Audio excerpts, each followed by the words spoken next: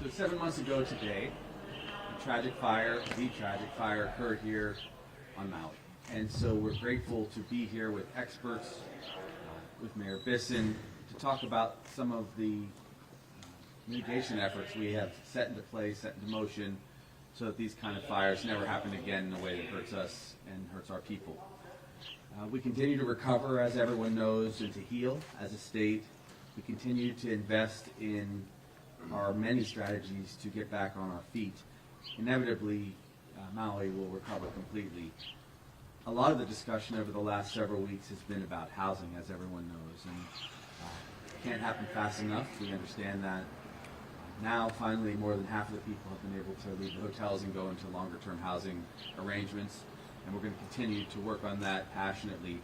But today, after we've done some initial comments, we're going to hear from experts like Dr. Lori Moore-Merrill, who is our U.S. Fire Administrator. She's a fantastic person, and bringing just wisdom about fires across the country and, again, these technologies. So I want to take a moment here at this fire station to mahalo the firefighters. They are amazing. I was speaking with the chief today, and I wondered aloud how many firefighters have left service after what was such an incredible and traumatic experience and a heroic experience, and it's been virtually none. It's amazing, actually, to imagine that everyone stayed, just like people stayed on duty during COVID and committed their lives to helping our state get through. Same thing happened with these firefighters. So they deserve our respect alongside the police and everyone else who engaged in the disaster. So we're going to talk soon about our mitigation plans. HIEMA has updated its 2023 hazard mitigation plan, and we've learned many lessons, not just from the fighting we had to do in 18, but also what we've just experienced. Our communication plans have been validated with the mayors, and we've worked on that together, and I'm sure people want to hear more. But how do we stop the next fires?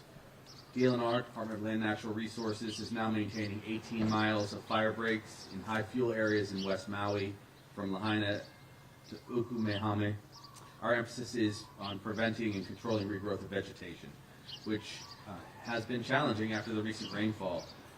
But we also have to be mindful that once that vegetation grows, it dries out after the course of about 2 weeks, as the experts share with me, and that creates a big problem.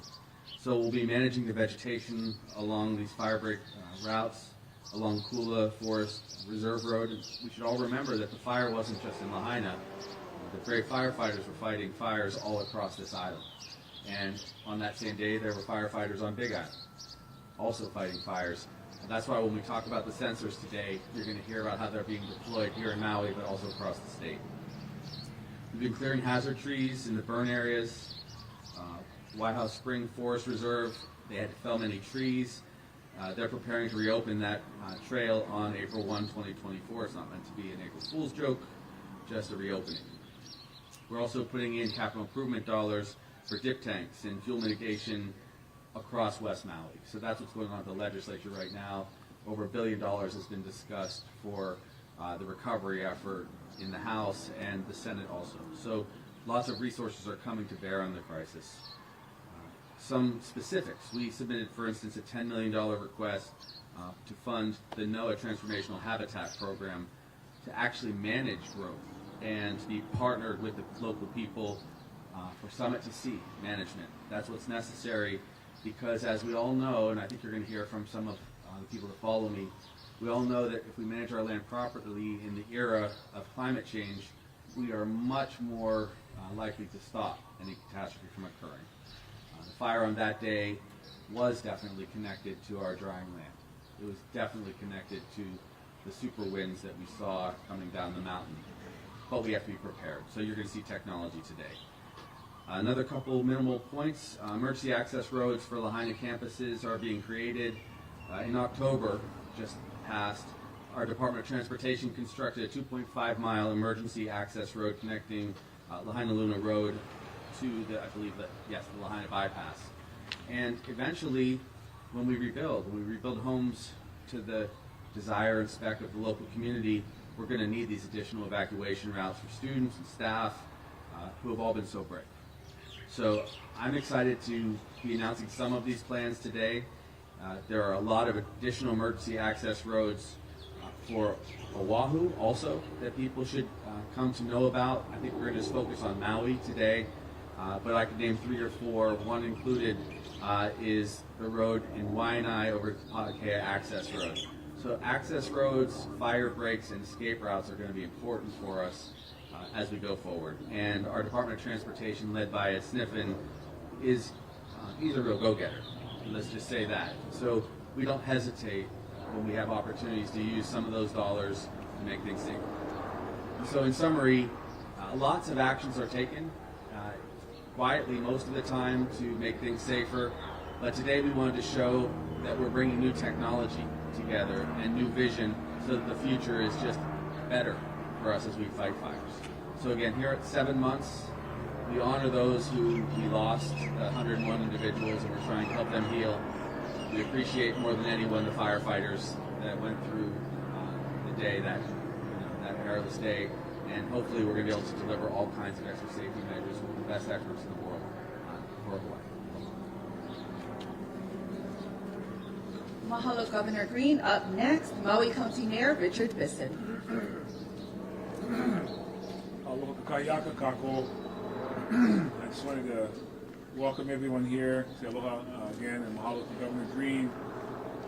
Also to welcome General Hara, who's with us, Adjutant General, as well as Fire Administrator, who Gov's also already commented on, Dr. Mayor, as well as Undersecretary Dr. Dimitri Kuznetsov, for being here with us today. So again, thank you to all of you. Today we're joined here at the Wailea Fire Station with our County of Maui Fire Chief Brad Ventura, and I'd like to specifically recognize the valiant and the courageous efforts of our fellow firefighters and all of our first responders who are joining us today. Again, thank you for hosting us at this beautiful location. We continue to be indebted to your service and to the commitment that you're doing to keep our people safe here in Maui County. As we continue to move forward with our recovery efforts, we're working diligently, as Gov has mentioned, in some ways already, to secure long-term housing solutions for our survivors, to expedite the debris removal to get survivors back to their properties, and to increase accessibility and our capacity for mental health services. Reflecting on the tragedy that our people have endured over the last 7 months, fire mitigation also remains at the forefront of our recovery efforts. We are already exploring ways to rebuild Lahaina safer, and the introduction of an early detection system which will give our emergency responders a critical advantage in protecting our community. With this new technology, detecting fires at the very early phases will save lives. It features enhanced situational awareness and enables swift response to any emerging threat. We will be utilizing this new technology in Kihei and Lahaina and wherever else Chief would like to place the 20 units that will be coming to Maui County. And we have a demonstration happening right here as well. And we look forward to working with our fire and our police to implement these new practices. And again, it's all intended to protect the safety and the well-being of our people. Mahalo. Mahalo, Mayor Bissen. I'm going to take this down just slightly. Okay. Next, please welcome U.S. Fire Administrator Dr. Lori Moore Merrill. Aloha. Aloha. I am Lori Moore Merrill, and I am the U.S. Fire Administrator. And Mr. Governor, Mr. Mayor, General Chief Ventura, and my colleague, Dr. Kuznetsov, thank you for standing here with us today. Often we as individuals and communities, we learn, unfortunately, from tragedy. As firefighters and public servants, I can tell you that we often vow never again. That helps us personally. It helps us prepare for the next emergency. The impact of climate change-driven drought conditions, the warmer conditions, extreme heat, unusual weather, storms, high winds, all of these conditions were very likely to occur here again. Today, we're here to announce one more action toward ensuring that Lahaina is prepared, that Maui County is prepared, that Hawaii is prepared. Today, we're announcing the deployment of new technology that can sense smoke from fire and the particles that the smoke carries, alerting authorities to enable firefighters to move more quickly to engage to stop the fire spread. And as the situation might dictate, these sensors will also provide early alert information to inform evacuation. These fire sensors that are developed by the Department of Homeland Security, Science and Technology are a tool to help communities better prepare for wildfire, especially in fire-prone lands.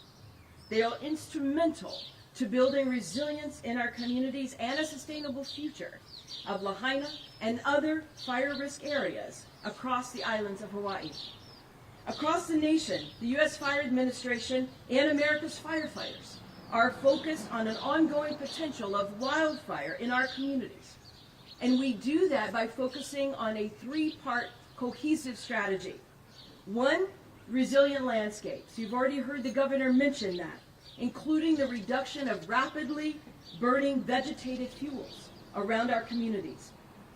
Number two is having fire-adapted communities, where it is imperative that communities adopt building codes that are better to protect your structures, requiring the use of fire-resistant materials and reducing combustible attachments like decks and fences and outbuildings in our communities, and adding increased separation where we can between structures that will help reduce that structure-to-structure spread in the event of a wildfire.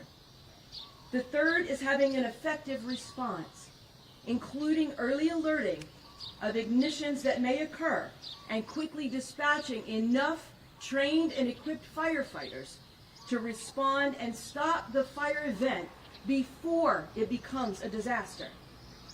As we work with the Hawaii Fire Departments to place and test these fire sensors, we are grateful to be able to contribute to the resilience of this community as Lahaina certainly continues to recover and the Hawaii prepares for future weather events.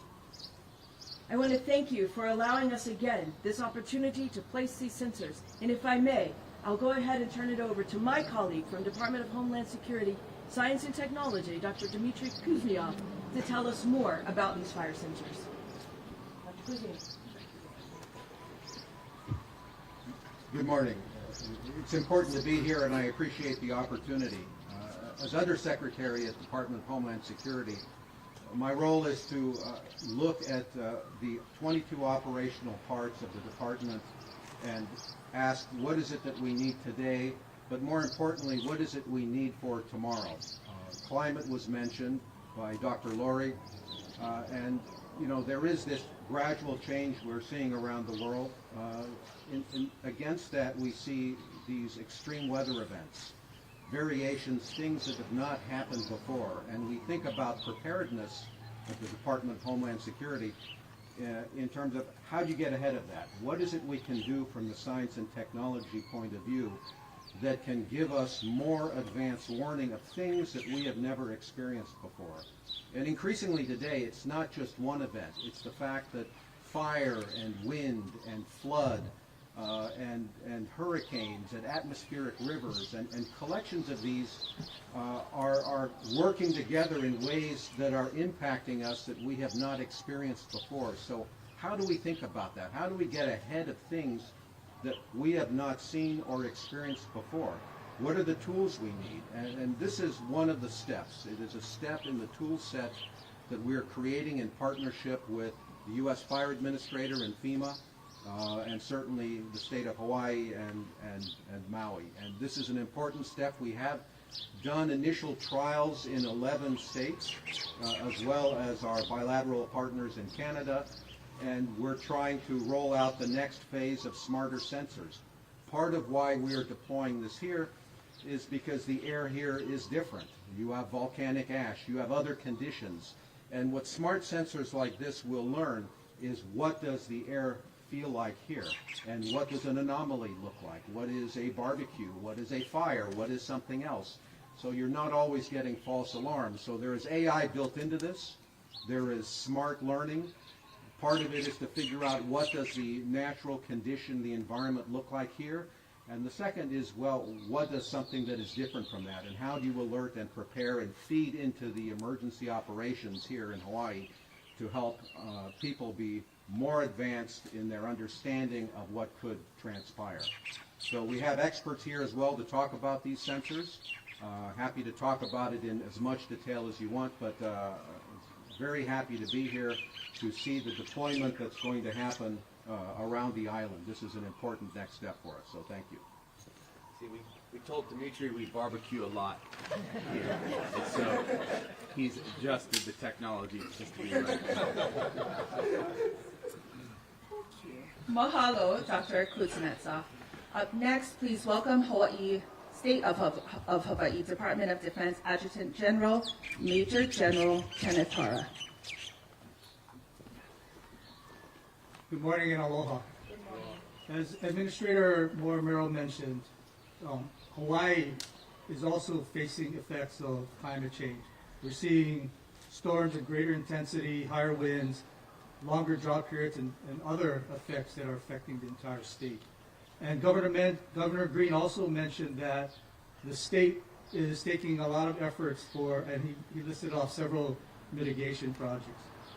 Over the past few months, the Hawaii Emergency Management Agency has been working closely with the U.S. Fire Administration, the Homeland Security Science and Technology Directorate, and working on the feasibility of placing sensors on existing infrastructure throughout the state. The U.S. Fire Administration is collaborating with the County Fire Department and experts to ensure that these sensors are strategically in place in known high-risk fire areas. Together, we are working to identify existing infrastructure to install the sensors, for example, on the poles of our all-hazard sirens. In addition, we look forward to leveraging technology for future mitigation projects because we see the shift, the risk that I talked about. And what I've been telling everyone is that we need to pay now or pay more exponentially. Before I leave again, I do want to also thank the firefighters. You guys are brave heroes. And mahalo for all you do for your county and for the state of Hawaii. Mahalo, General Hara. Finally, I'd like to introduce County of Maui Director of Fire and Public Safety, Brad Ventura.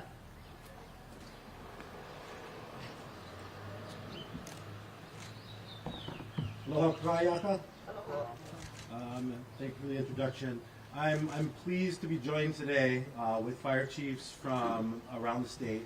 We also have with us today Fire Chief Kuzua Todd from Hawaii County Fire Department and Fire Chief Michael Gibson from Kauai County Fire Department, both here to help us launch this new program. You know, all of the preparation that our firefighters put in is to be as quick and responsive as they can to a community.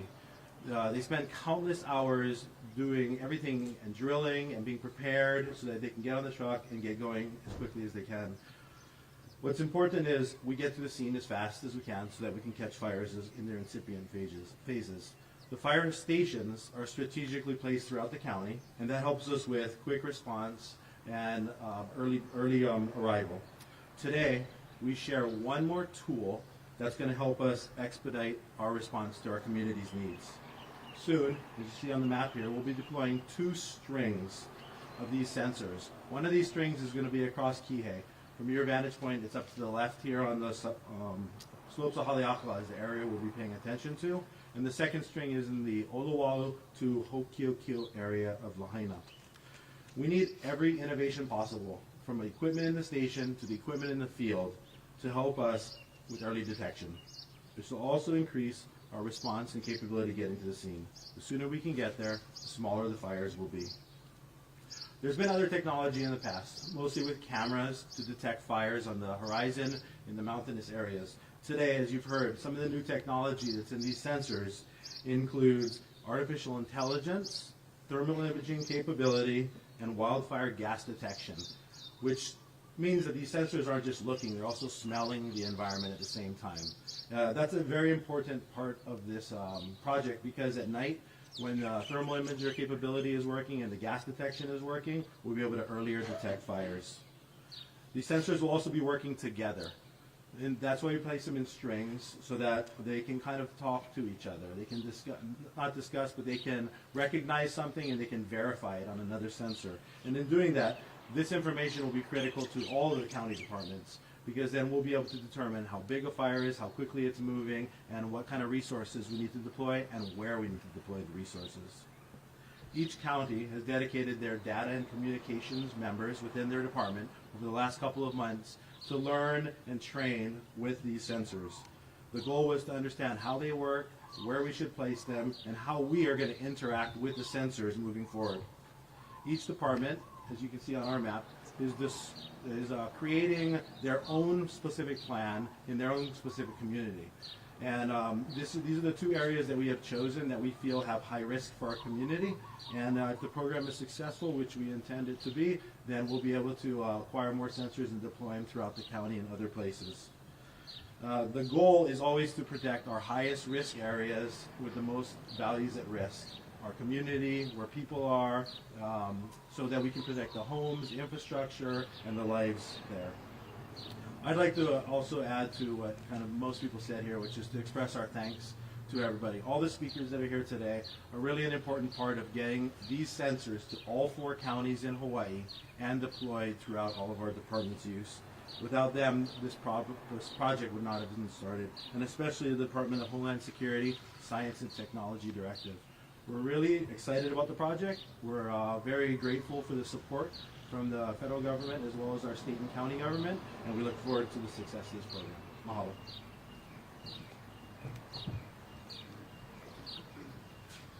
Mahalo, Chief Ventura. With that, we will formally open up to questions from the media, and we will start with Chelsea Davis from Hawaii News Now. Yes. Can you explain someone how exactly it works? Does it alert the fire stations with like an alarm, or does someone need to be watching a computer? Can you just walk us through that process? So the question is around, can we have a demonstration in depth regarding the fire sensors? So we're going to have Debbie, who is in charge of this company, and she described the technology to all of us. So this is Debbie. Hello, everyone. Thank you. So we work with the fire department on how they want to be notified, but the system will send a text alert to whoever is opted in. And if the text alert will include a link to the location where we believe the fire to be. Debbie, tell them about the sensor and these sensors. Yeah, so in the device we're making 30 measurements. It includes gases, chemicals, particulates, and environmental conditions. That's right in the bottom of the sensor right there. We do edge processing, so we send little tiny packets of data up to the cloud for the AI to analyze and decide if there is a fire or not. And we also have the IR heat sensor, which will give the firefighters an indication if there are flames or smoldering or what the fire may be.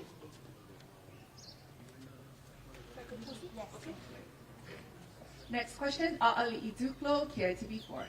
How successful have these sensors been in the 11 other states? The question is, how successful have these sensors been in the 11 other states that have the technology?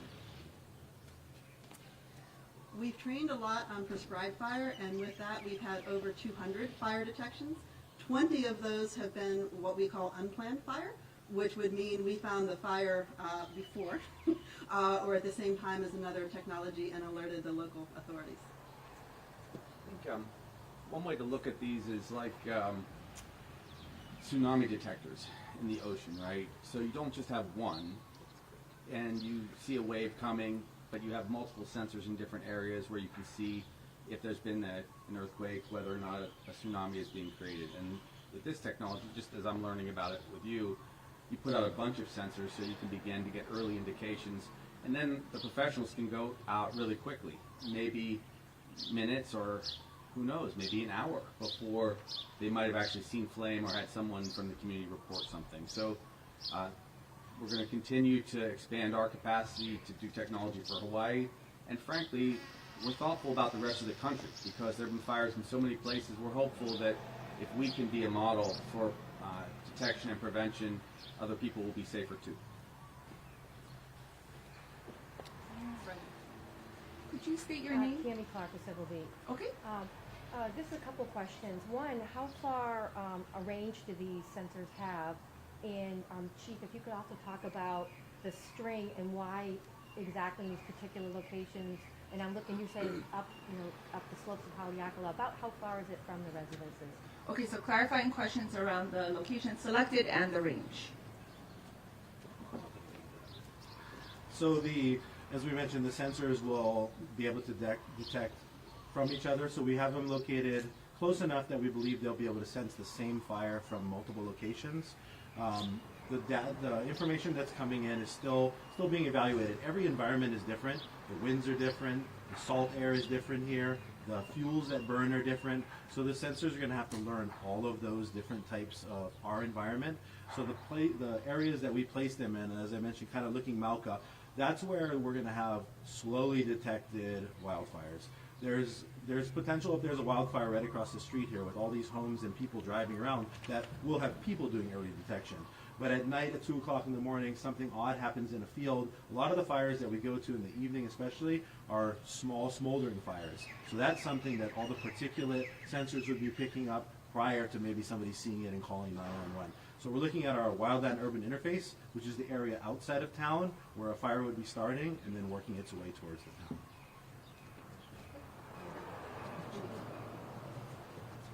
Okay. Akaku. What is the program time when you put these strings in various locations? Do they have to take a particular period of time to program to that environment? The question is around the length of time that it takes for the technology to adapt to the environment. Broadly what we do with technologies we deploy is a test and evaluation phase, because a lot of these are the first of their kind. They're smarter, they're networked differently. And so we go through phases of testing and development to understand exactly this. How dependent is it on local conditions, on terrain? What is the placement, depending on different places we are testing them? So we finished one of those phases December of last year with sensor technologies, and we're entering this year a different phase of deployment as well, where we're going to be testing under different conditions. So it's part of an evolution. This is still development of a smarter technology to give us more advanced awareness. It's not just, this is the final thing. I think this is our next step in a progression of advanced awareness that can help us. Let's let Debbie just answer how long will it take them to learn here? Yeah, so once the sensors are installed and connected, they start sending data immediately. However, over the first days and weeks, they are learning the environment, and that's when they'll settle in and become more accurate. So we may be slightly less accurate the first day if a fire breaks out right away, but we can still detect the fire if it breaks out, unfortunately, immediately after you deploy. So it's like data and observation, right? They can reconfirm. By a month in, we hope they'll be able to smell Chief Ventura. Smoky. Yeah. You okay? Okay. Max, is it okay? I'm going to go to Max. KHON2. Thank you. Question for Chief or Hara. I guess internally, what kind of training has to take place, right? They get the alert, and then it goes to the fire station or to an agency. How is staff getting trained in order to respond to that alert? The question is around staff training regarding the technology. So as we mentioned, we are in the early phases here, and we're still trying to exactly identify where the notifications will be going. The part of the process is to notify the station in that district sooner than later. So we're working, as was mentioned, there's self-service involved and a text message is sent out. So we'll probably be sending it out to a small group of members in our department who at some point, one of them is always on duty. The way some of these sensors have worked in the mainland and in California is notification is made and they'll send like a forward responding battalion chief out to a forested area to confirm that the fire is happening, and then they'll send the resources behind that. We want to be probably a little bit more progressive because of the winds and our smaller community here. So as we develop the response package for these, it'll probably be a notification like what you've heard this morning at the station, and the resources in the district will probably be immediately going.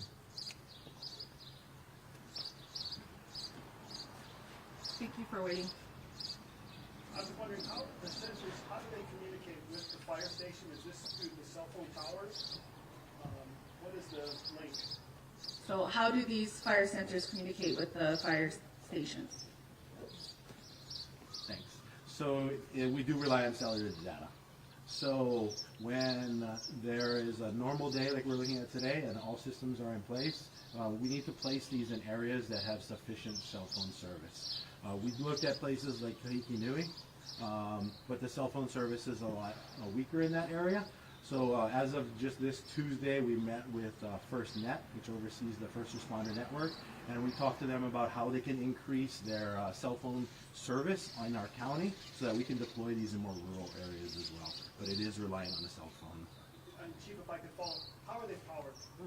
So the units will be all-inclusive, and we can mount them basically anywhere we need to, on a water tank, on a light pole, on a utility pole, on the top of this tower here, the police station. We've been having conversations with all of these parties so that we can create that string across the community. They'll have a photovoltaic panel which will charge a battery, and it'll run, and it'll be all inclusive in its own package.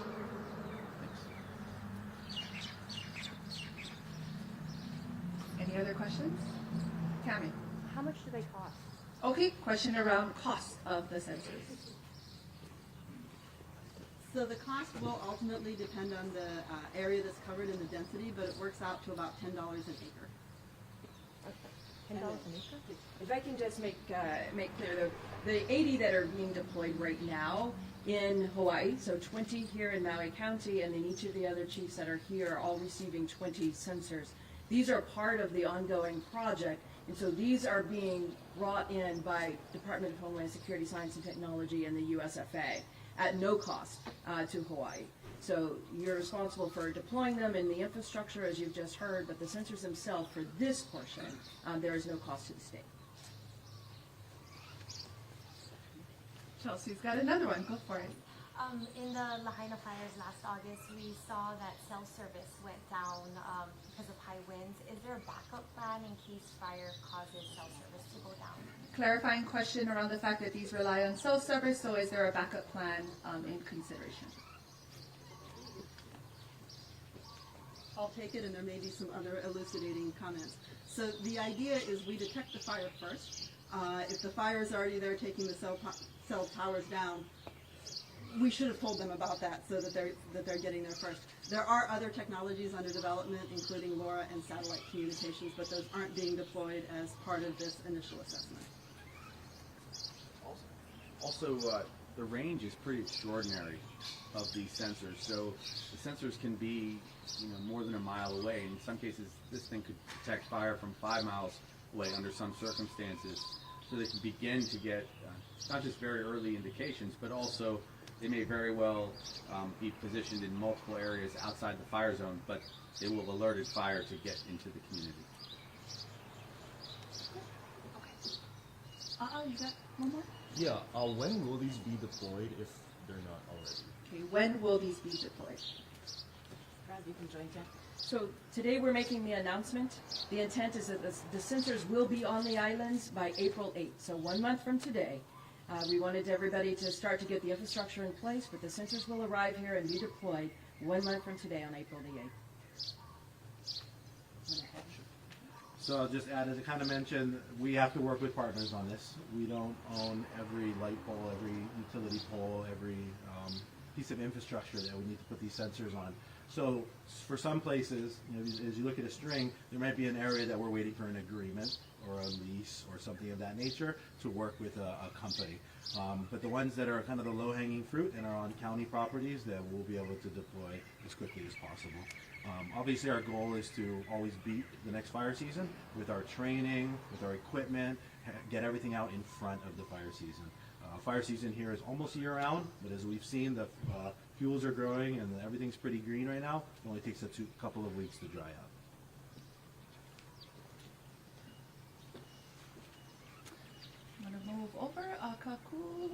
constituent, any additional follow-up? Yes, I do have a question. I mean, related to the investigation by AG's office, any update on that, and kind of when the public can expect to see some initial reporting? So the question is around an update on the AG's investigation. Yeah, thank you. I spoke to the Attorney General yesterday. Sometime mid-April, she hopes to give some preliminary findings. The full breadth of the investigation will take a long time. But we know people are eager to get not just findings, but also just recommendations. Really, we've had many discussions, and I can tell you from the earliest discussions I've had with the Attorney General, she reports heroic efforts from fire and police, and that's what we're talking about here today. She also has validated the conditions of the day, which was essentially a storm and a fire. But yes, we'll get some additional information, mostly because we want, in advance of the end of the legislative session, we want them to be able to support best practices, projects like this, though this one won't have initial costs, but additional resources for the community from the fire. And we have already seen minute-by-minute descriptions of all of the heroic work that was done on the ground. But that will be out, and honestly, we're focusing on response now. 7 months out, we announced this. 8 months out, we have them in state, and then fire season's just around the corner. So we've already begun to really prepare to minimize risk for the next year. Okay. And with that, you have one more? Okay. With that, this formally concludes today's news conference. Mahalo nui, everyone.